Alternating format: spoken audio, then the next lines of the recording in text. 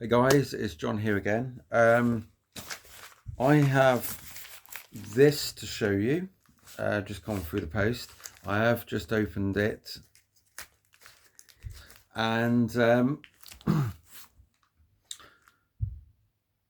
think I remember what this is.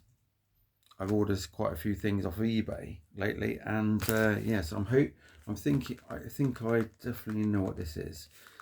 So here we go. Stay tuned. And it is do you remember this? Wow. A little bit of a backstory to this. So this is the Monsters of Rock 1990 concert that obviously happened at Donington Park, August the 18th, 1990, as it says just down there. Whitesnake were headlining, Aerosmith, Poison, Choir Boys, and Thunder. Back then I was 14. Yeah, 14. And yeah, I'm an old man now. 14, and I remember picking up one of the I can't remember if it was a Kerrang magazine or a Raw magazine, but they had some write-up about this, and I was like, actually no, it wasn't. It was a special thin magazine about this, and the write-up. It wasn't the others. I'm just trying to think who was the company that produced it, and I don't have it anymore, which is a shame. I'm surprised I didn't keep it. It's obviously got destroyed over the years by accident or lost. And I remember I was just obsessing over Whitesnake, and I didn't even read anything about the others. And I didn't get into this band until 1992. So, but yeah, Whitesnake, I just loved it. I had this as a poster on my wall, and yeah, I found this on eBay recently for £13. I think it was. Was it 11.99 or something like that? I think it was. But that was an absolute bargain. And this is quite thick actually. The pages are quite thick as well, which is good. It's not a flimsy tour program. It's not really a tour program, is it? It's more of a concert program. I remember then just loving, everything that was Whitesnake, Def Leppard, Europe, so on and so on. But yeah, Whitesnake, I just couldn't get enough Whitesnake.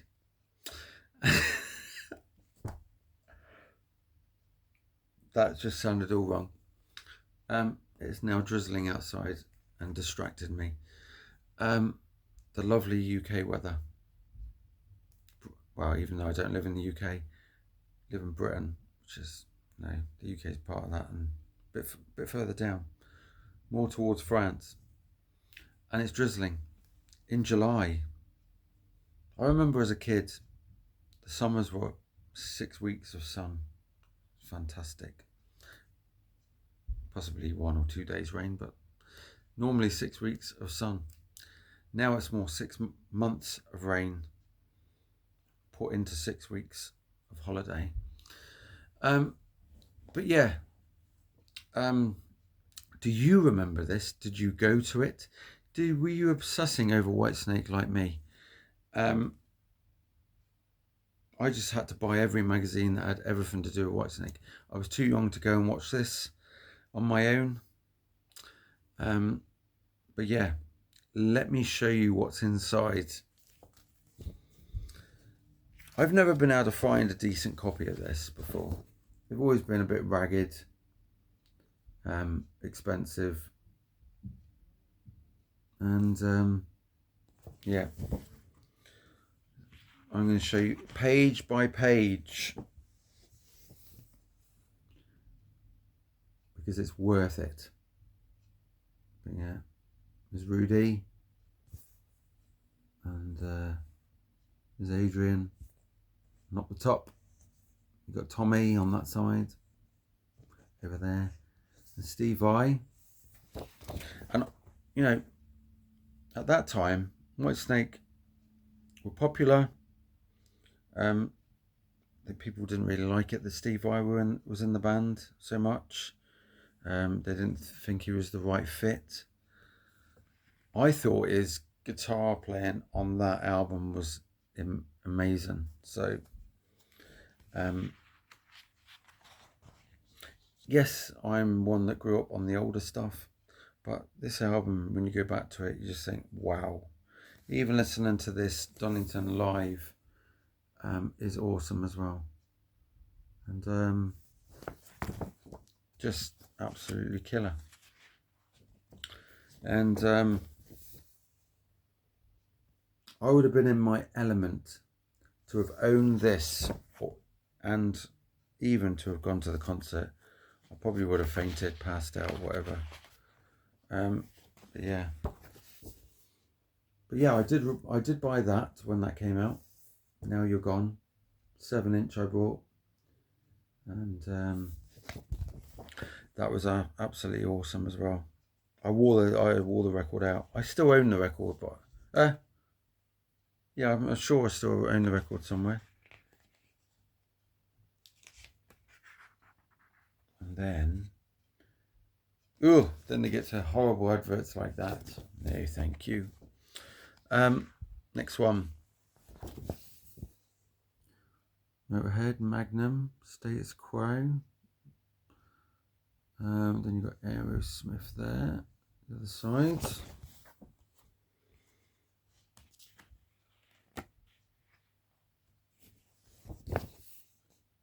Anybody that loves Aerosmith. I like Aerosmith. I wouldn't say I'm the biggest fan of Aerosmith. I collect as much of their stuff as I can find. I don't go out and purposely hunt for the stuff. If it's there in a record shop and I haven't got it, I'll buy it. Yeah, Aerosmith is the sort of band that I'll play their stuff for a few months and then I won't play it for, say, another year or two. That's that type of band. I find there's too many greatest hits out there. It's always they will release a greatest hits and then a year later or 2 years later it's another greatest hits, then another greatest hits of the greatest hits, and then you get another greatest hits of a greatest hits of the greatest hits, or maybe a love songs one or ballads, or it's just too much sometimes. I feel Bon Jovi has gone that route a bit as well.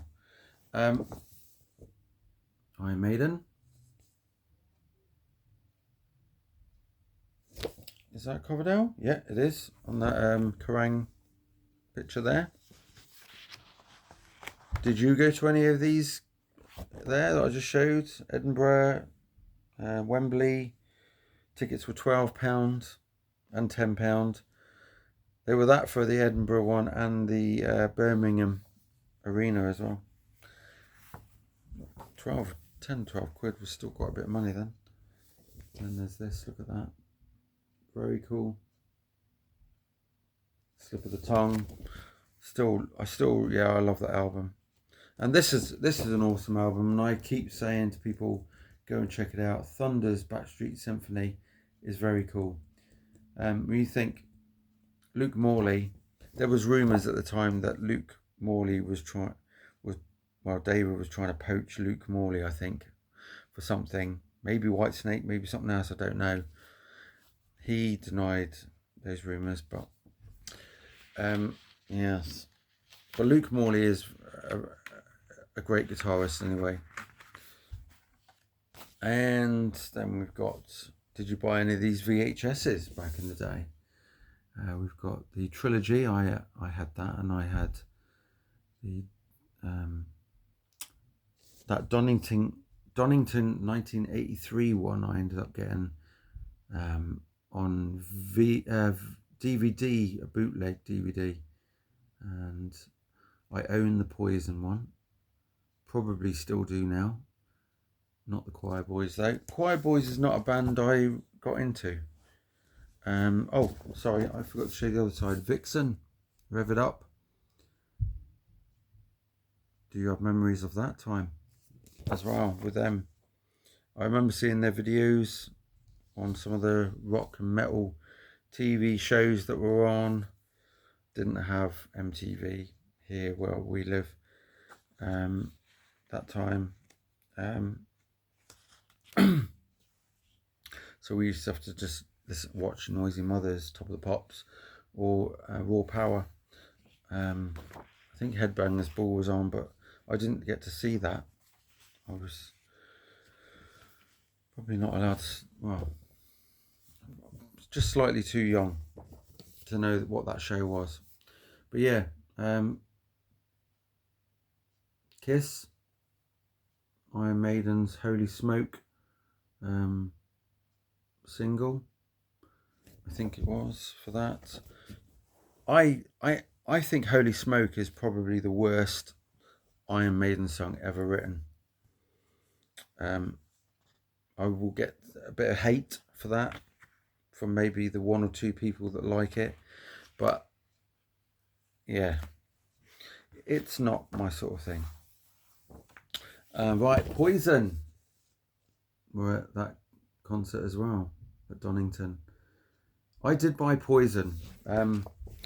I bought Unskinny Bop single. That was the first time I ever heard of them, listened to them. I still own that single. Yes. It's not the best song in the world, let's put it that way. But when you're 14, it's a bit different. You grow up in the end. Some of their songs are pretty cool though. And they matured when they got to the Native Tongue album. But yeah, I'd say it was this guy that, yeah, held them back with the maturing side. I'll probably get some hate for that as well. Right. Megadeth. I wasn't into Megadeth then, but Rust in Peace was absolutely awesome.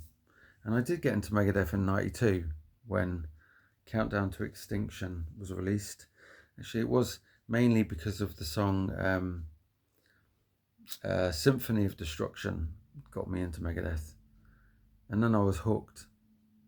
And I actually went out and bought Rust in Peace before I bought Countdown. Just because I was on a limited budget and Rust in Peace was so much cheaper, being an album of a couple of years old. So I managed to get that. And yeah, it's probably the best thrash album ever. Rust in Peace. I'll probably get some hate for that. It'll be mainly from Metallica fans, but yes. Ian Gillan. I've never really been a fan of Ian Gillan. I liked what he did in Black Sabbath. I like some songs from Deep Purple era, but I'm just not a huge Ian Gillan fan. I tried to get into Gillan. I laughed at it. Not because of the music, but because of just Ian Gillan's lyrics. I'm going to get some hate for that as well. I'm sorry, Ian Gillan fans. I liked what he did in some way or form.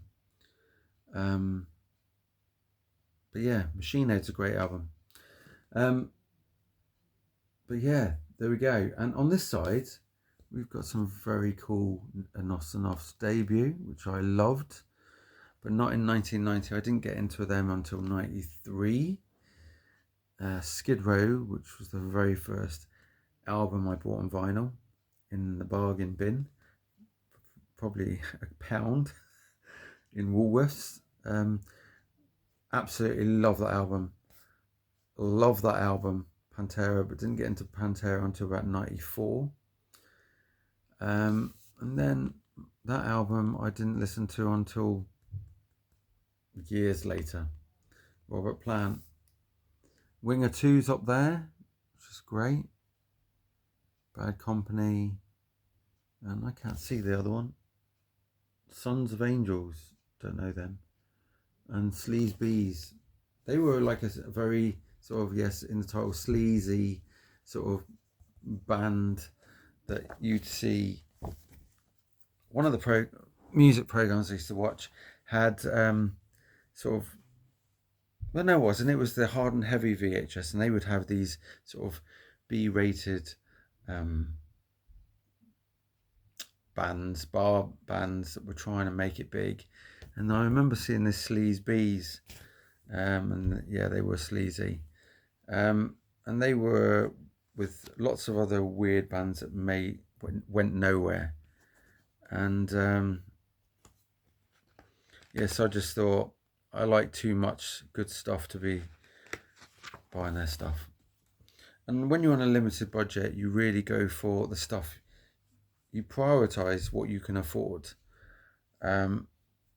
If I had tons of money, I probably would just gone in the record shop and buy everything that was in the rock section, the metal section, and the thrash section.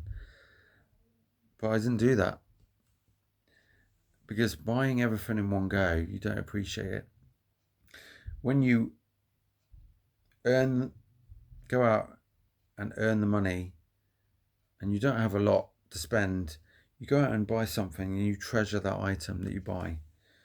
And I used to come home, and I'd be looking at this record, the same record, for weeks and weeks and weeks on end, and studying it and playing it all the time, and just love. That's when you appreciate what you've got. Whereas when I used to just buy records, I'd buy probably 10 CDs a week, and I just go, yeah, I've got those 10 CDs, and I put them on the shelf, and I go, I'll listen to that when I get a chance. And I probably still have some of those CDs and never even listened to them yet. Look at this. This is cool. Indoor Fireworks. Some of these very cool VHS. I own that. I own both of those on DVD, I think, now. And what else is there?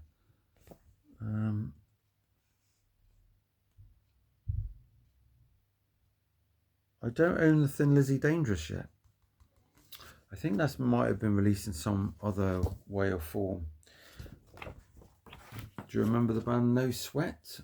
I think I've got one thing by them. And then Faith No More, they were quite massive in the 90s. And Choir Boys. Were you into them? Did you like this? What's their sort of main songs that you would recommend me listening to? But yeah, what's this? Triton. Who? I don't know. Is that a make of guitar? I don't know. Oh no, it's Refreshingly Good Showers. Refreshingly Healthy Products. What is Triton? I have no idea. Let me know in the comments what Triton is. That artwork's pretty cool. Especially with the flying V. Right. We got into the very cool band.